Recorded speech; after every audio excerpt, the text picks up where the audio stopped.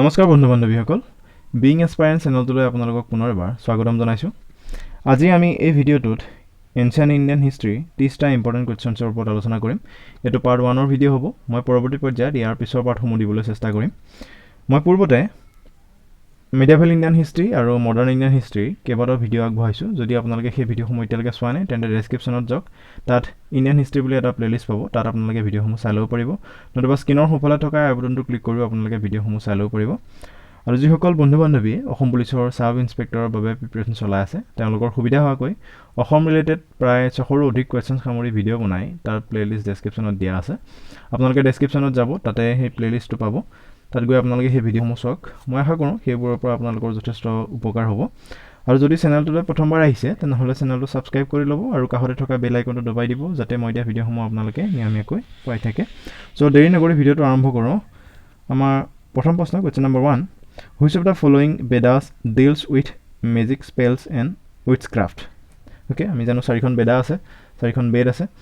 তাৰে ভিতৰত 4খনৰ অপশ্যনত দিয়া এই বেদকেইখনৰ ভিতৰত কোনখন বেদ যাদুবিদ্যা আৰু যাদু মন্ত্ৰৰ লগত জড়িত? 4টা অপশ্যন দিয়া আছে, আপোনালোকে অপশ্যনসমূহ চাই যাব। ঋগবেদ, সমবেদ, অজুৰ্বেদ আৰু অথৰ্ববেদ। ইয়াৰ শুদ্ধ উত্তৰটো হ'ব অথৰ্ববেদ। অ'কে, অথৰ্ববেদখন যাদু মন্ত্ৰ আৰু যাদুবিদ্যাৰ লগত জড়িত, মেজিক স্পেলছ এণ্ড উইটছক্ৰাফ্টৰ লগত জড়িত Atharvaveda. Option D is the correct answer. Common question প্ৰায় সুধি থাকে। নেক্সট আহিছোঁ 2 নম্বৰ প্ৰশ্নটো। The Vedic Aryans first settle in the region of? বৈদিক আৰিয়ানসকল ফাৰ্ষ্ট কোনটো ৰিজনত ছেটেল হৈছিলে, ক'ত ছেটেল হৈছিলে তেওঁলোক ফাৰ্ষ্ট? 4টা অপশ্যন দিছে, শুদ্ধ উত্তৰটো হ'ব কি? শুদ্ধ উত্তৰটো হ'ব Saptasindhu. Option C is the correct answer, Saptasindhu. In India, Aryans first settle in the land of 7 rivers, যাক also' known as Saptasindhu, land of 7 rivers. Saptasindhu is the region of modern Punjab. Okay, option C is the correct answer হ'ব। প্ৰথম তেওঁলোক সপ্তসিন্ধুত settle হৈছিলে। Next আহিছোঁ question number 3, which of the following contains the famous Gayatri mantra? Okay, কোনখন স্থলত option দিয়া আছে, কোনখন পুথিত বা কোনখন বেদত ফেমাছ গায়ত্ৰী মন্ত্ৰ উল্লেখ আছে? ক'ত আছে গায়ত্ৰী মন্ত্ৰটো? শুদ্ধ উত্তৰটো হ'ব ঋগবেদা। ঋগবেদত ফেমাছ গায়ত্ৰী মন্ত্ৰটো উল্লেখ কৰা আছে, গায়ত্ৰী মন্ত্ৰটো সন্নিৱিষ্ট কৰা আছে। গায়ত্ৰী মন্ত্ৰ আছে ঋগবেদত। আৰু ঋগবেদৰ লগত এটা জড়িত প্ৰায় প্ৰশ্ন সুধি থাকে, ঋগবেদত কিমানটা হাইমছ আছে? ইয়াৰ শুদ্ধ উত্তৰটো হ'ব 1028, অৰ্থাৎ 1028টা হাইমছ আছে। এইটো প্ৰায় সুধি থাকে, how many hymns are there in Rigveda? 1028টা। অ'কে, আৰু গায়ত্ৰী মন্ত্ৰ ঋগবেদতে আছে। নেক্সট আহিছোঁ the famous Gayatri mantra is address two? যিটো ফেমাছ গায়ত্ৰী মন্ত্ৰ আছে সেই গায়ত্ৰী মন্ত্ৰটোৱে কাক এড্ৰেছ কৰা হয়, মানে কাক সম্বোধন কৰা হয় বা কাক ইয়াক উপাসনা কৰা হয় বুলি কৈছে গায়ত্ৰী মন্ত্ৰৰ জৰিয়তে। 4টা অপশ্যন দিয়া আছে, শুদ্ধ উত্তৰটো হ'ব Savitri. Option D is the correct answer. Okay, the Gayatri mantra is also' known as the Savitri mantra. It is an important mantra from Rigveda dedicated to Savitri. Okay, option D is the correct answer. Next is question number 5. Two highest gods in the Vedic religion way. Vedic religion or দুজন শ্ৰেষ্ঠ দেৱতা হ'ল কোন, শ্ৰেষ্ঠ ভগৱান কোন? 4টা option দিছে, শুদ্ধ উত্তৰটো হ'ল ইন্দ্ৰ আৰু বৰুণা। ইন্দ্ৰ আৰু বৰুণ এই দুজন হ'ল শ্ৰেষ্ঠ god in the Vedic religion. Okay, option C is the correct answer. Next is question number 6. Division of the Vedic society into 4 classes is clearly mentioned in the? Vedic society যি 4টা ভাগত 4টা ক্লাছত ভাগ কৰা হৈছিলে সেই ভাগ কেইটাৰ বিষয়ে ক'ত ক্লিয়াৰলি মেনশ্যন কৰা আছে, উল্লেখ কৰা ক'ত আছে? 4টা অপশ্যন দিছে, শুদ্ধ উত্তৰটো হ'ব Purusha Sukta of Rigveda. Okay, Purusha Sukta of Rigveda. ঋগবেদৰ যি পুৰুষা সূক্তা আছে তাত এই বৈদিক ছ'চাইটিৰ যি 4টা ক্লাছ আছে তাৰ বিষয়ে সম্পূৰ্ণ উল্লেখ কৰা আছে। Okay, option B is the correct answer. Next আহিছোঁ question number 7. The Harappan or Indus valley civilization flourished during the days age? Okay, Harappa বা যিটো ইণ্ডাছ ভেলী চিভিলাইজেশ্যন আছে সেইটো কোনটো এজৰ পৰা ফ্লৰিষ্ট কৰিছে, কোনটো এজৰ পৰা হয়?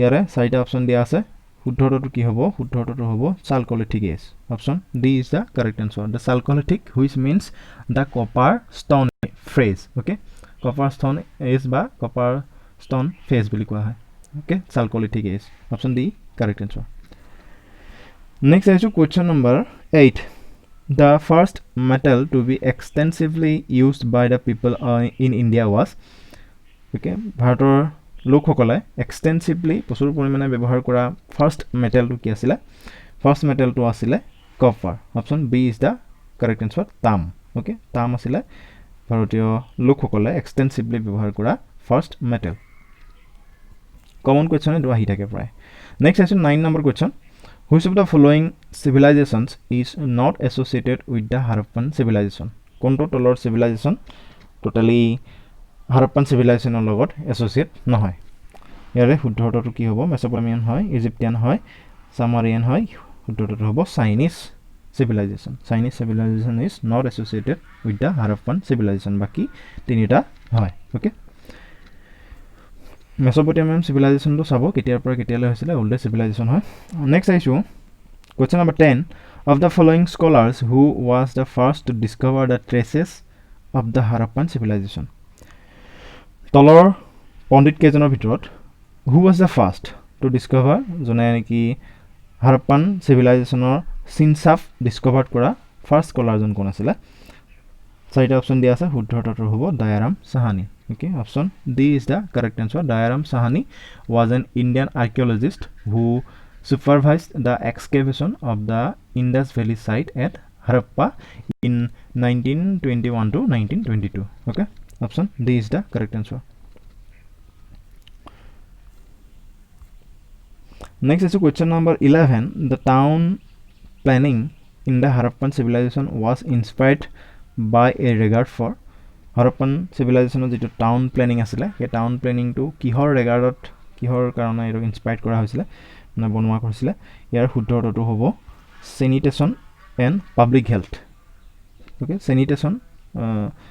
স্যানিটেশন আৰু পাব্লিক স্বাস্থ্যৰ বাবে পাব্লিক হেলথৰ ৰেগাৰ্ডিংত এই যেটো টাউন প্ল্যানিং আছিল Harappan civilization এটো নিৰ্মাণ কৰা হৈছিল option C is the correct answer main পাৰপজটো আছিল sanitation and public health okay Next is question number 12. The Indus or Harappan civilization is distinguished from the other contemporary civilizations by its যেটো Harappa বা Indus Valley civilization আছিল হেতু বাকি সমপৰ্যায়ৰ civilizations পৰৰ পৰা distinguished হয় পৃথক হয় এটো কিহৰ কাৰণে হয় কিহৰ জৰিয়তে ইয়াক পৃথক কৰিব পাৰি ইয়াৰ শুদ্ধটো হ'ব আন্ডাৰগ্ৰাউণ্ড ড্ৰেইনেজ সিস্টেম যেটো Indus Valley civilizationত underground drainage system to খুব পপুলাৰ আছিল drainage system তো কাৰণে বিখ্যাত হয় এই drainage system তোৰে Indus Valley civilization-ক সেই সময়ৰ কন্টেম্পৰেৰী যিখিনি civilization আছিল সমসাময়িক যিবোৰ civilization আছিল এই civilization বোৰৰ পৰা পৃথক কৰি তোলা okay option B is the correct answer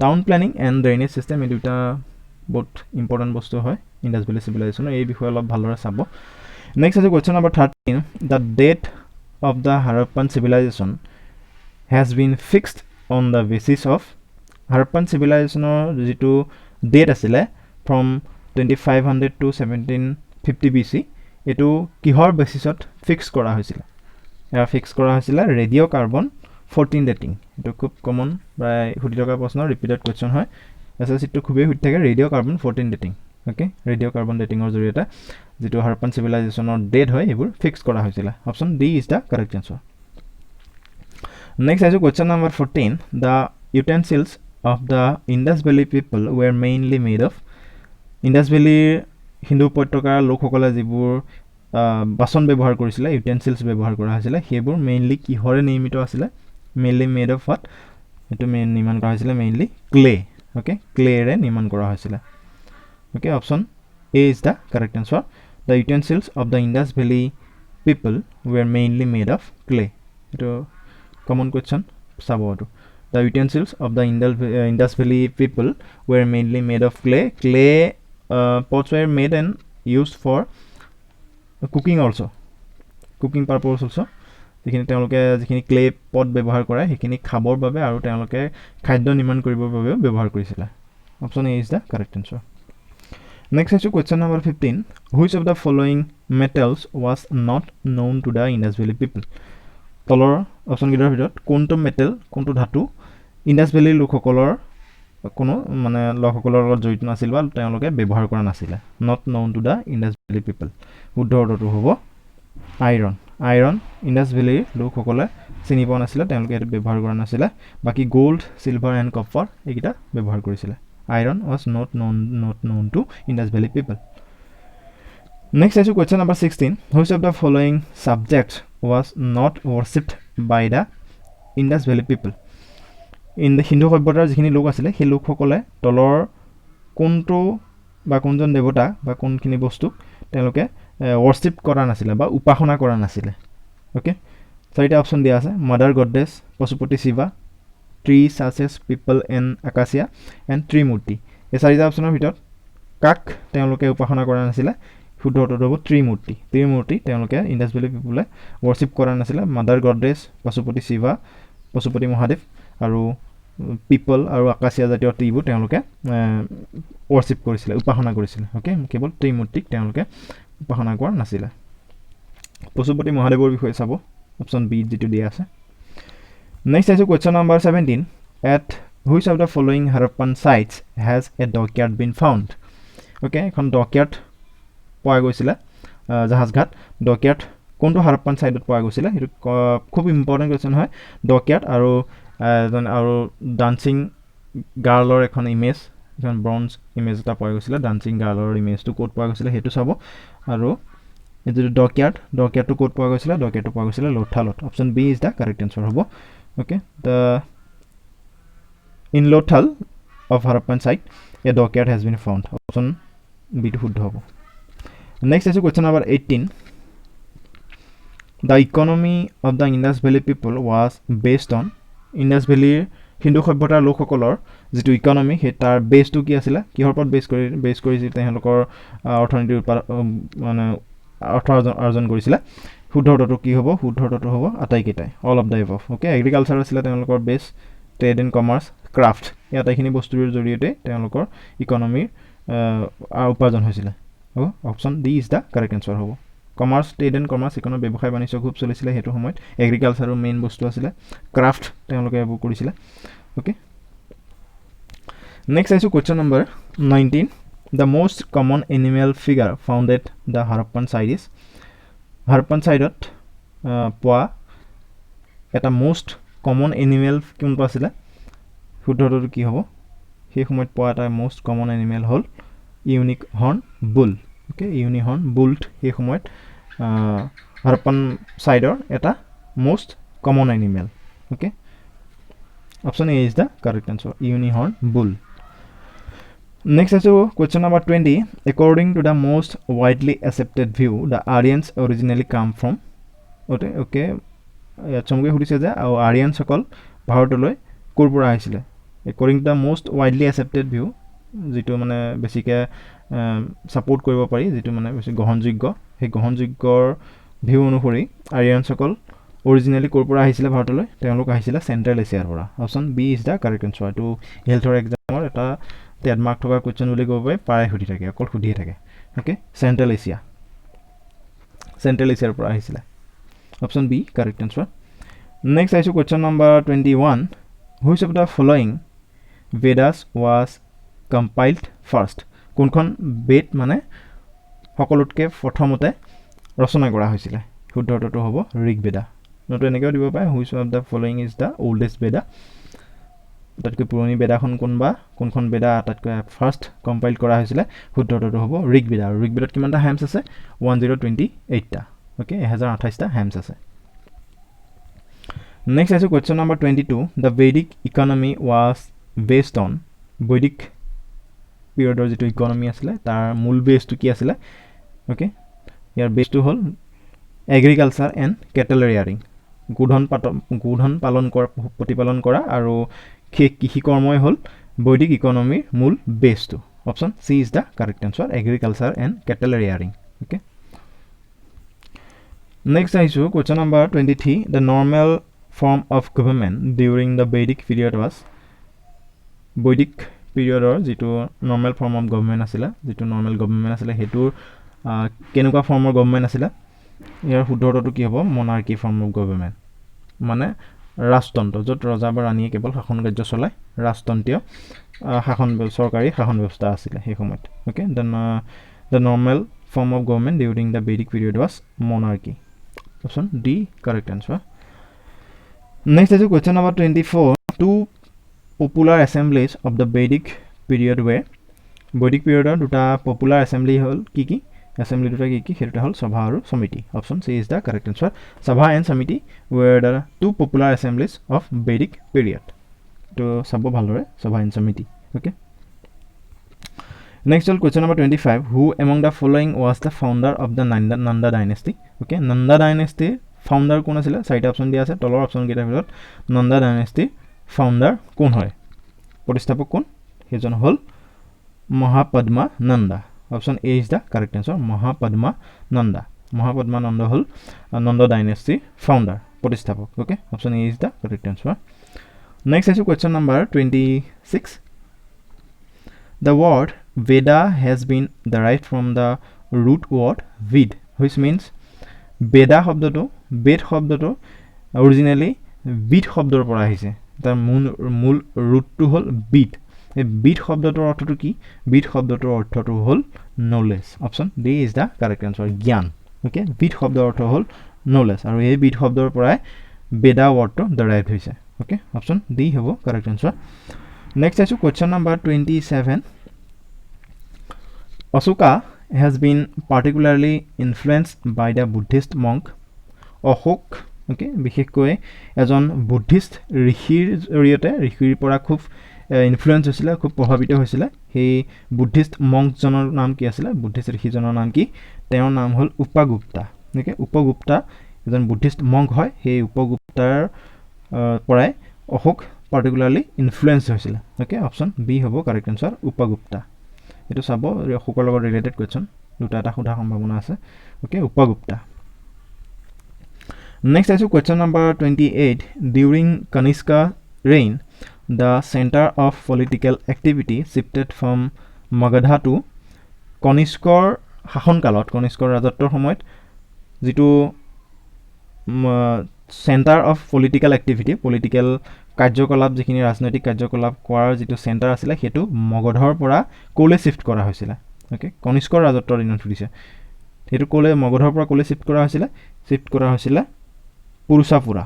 okay, পুৰুষাপুৰালৈ shift কৰা হৈছিল. The center of political activity during the reign of Kanishka was shifted from Magadha to পুৰুষাপুৰা আৰু এই পুৰুষাপুৰাটো now known as Peshawar. বৰ্তমান পেশৱাৰ বুলি জনা যায় আগৰ পুৰুষাপুৰা কেতিয়াবা অপচনত পেশৱাৰো দিব পাৰে নটো পুৰুষাপুৰাও দিব পাৰে নটো দুইটাও দিব পাৰে এটো ভালদৰে চাব কনিষ্কৰ ৰাজত্বৰ সময়ত যেটো পলিটিক্যাল এক্টিভিটিৰ যেটো মেইন সেন্টাৰ আছিল হেতু মগধৰ পৰা পুৰুষাপুৰালৈ শিফট কৰা হৈছিল. Okay, next is question number 29. Who had got the Konark Sun Temple constructed? Konark Sun Temple to কোনে নিৰ্মাণ কৰিছিল খুদিছে here শুদ্ধ অৰ্থটো হ'ব নাৰসিমহাদেৱা 2. নাৰসিমহাদেৱা 2 দুইয়ে দ্বিতীয়য়ে মানে এই কোনাৰ্কৰ যেটো সান টেম্পল আছে হেতু নিৰ্মাণ কৰিছিল. এটো প্ৰায় হৈ থাকে সান টেম্পলটো কোড আছে বুলি প্ৰায় হৈ হেলথটো এটো তেনেকে হেলথত প্ৰায় হৈ থাকে মানে এবাও হেলথে ফৰ্ম হৈ আছে এটা বৰ্তমান ভৱিষ্যতে এক্সাম হ'ব গতিকে এইবোৰ এনে ধৰণৰ কোৱেশ্চন বৈ চাব খুব সোধে যেটো সান টেম্পল হেতু কোড আছিল বুলি সোধে এটো হ'ব কোনাৰ্ক উৰিষ্যাৰ কোনাৰ্কত আছে সান টেম্পল. ওকে, আৰু সেই সান টেম্পলটো কোনে নিৰ্মাণ কৰিছিল হেতু নিৰ্মাণ কৰিছিল নাৰসিমহাদেৱা 2 দ্বিতীয় নাৰসিমহাদেৱাই. Next is question number 30 and the last question of the video. Who among the following is known for his work on medicine during the Gupta period? তলৰ কোনজনক তেওঁৰ মেডিসিনৰ কৰ্মৰাজিৰ বাবে হি গুপ্তা পিৰিয়ডত জনা যায়. গুপ্তা পিৰিয়ডত তেওঁ ফেমাস আছিল মেডিসিনৰ কৰ্মৰাজিৰ বাবে হেইজনৰ নাম হল কি হেইজনৰ নাম হল Sushruta. Option D is the correct answer. Sushruta তেওঁখন বুক আছিল বুকখনৰ নাম কি কমেন্ট বক্সত কমেন্ট কৰি জনক যত নেকি তেওঁ মেডিকেল ওয়াৰ্কস বৰ বিষয়ে উল্লেখ কৰিছিল. সুশ্ৰুতা তেওঁৰ নাম হল সুশ্ৰুতা আৰু হি was known for his work on medicine during the Gupta period. Okay, option D হ'ব correct answer. আৰু ভিডিঅ'টো আজিলৈ ইমানতে সামৰিছোঁ। যদি আপোনালোকে ভিডিঅ'টো চাই ভাল পাইছে বা উপকৃত হৈছোঁ বুলি ভাবিছে তেনে লাইক এটা মাৰি দিব আৰু বন্ধু বান্ধৱীৰ মাজতো ভিডিঅ'টো শ্বেয়াৰ কৰি দিব। পৰৱৰ্তী পৰ্যায়ত আমি ইয়াৰ পিছৰ পাৰ্টসমূহ দিবলৈ চেষ্টা কৰিম। মাজে মাজে জিঅ'গ্ৰাফীৰ পাৰ্ট আপলোড কৰিম, পলিটিকেলৰ দুটা এটা আপলোড কৰিম। গতিকে আপোনালোকে ভিডিঅ'সমূহ চাই থাকিব, চেনেলটো চাই থাকিব আৰু ভিডিঅ'টো শেষলৈকে চোৱাৰ বাবে সকলোকে ধন্যবাদ।